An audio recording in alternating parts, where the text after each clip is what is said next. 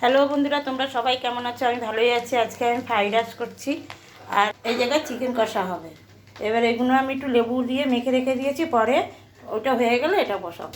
আমার রাইসটা হয়ে গেছে কমপ্লিট। এবার আমি মাংসর আলু ভাজছি। এবার আলু ভাজা হয়ে গেলে পেঁয়াজটা ভাজবো।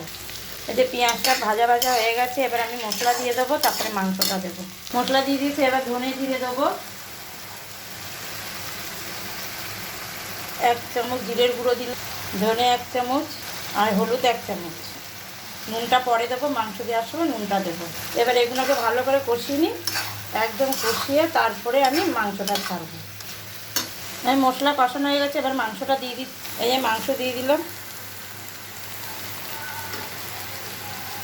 এগুলো দিয়ে ভালো করে কষাবো, একদম মাখা মাখা করবো ফ্রাইড রাইসের সঙ্গে। একটু নুন দিয়ে দিচ্ছি সামান্য, পরে আবার দেবো, আর একটু সামান্য হলুদের গুঁড়ো দিয়ে দিলাম। আর এগুলোকে ভালো করে নেড়ে চেড়ে তারপর ঢাকা দিয়ে রাখছি। এ দেখুন জল বেরিয়ে গেছে, এবার আঁচটা বাড়িয়ে দিয়ে এবার শুধু কষাবো আর আলুগুলো দিয়ে দেবো।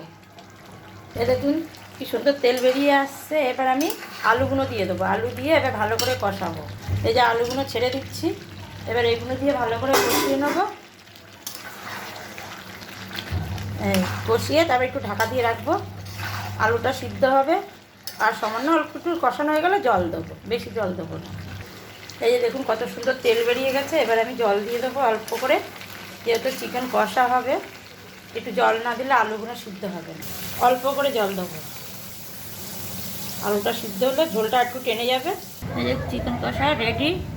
ভালো থাকবেন, সুস্থ থাকবেন, টাটা, বাই বাই।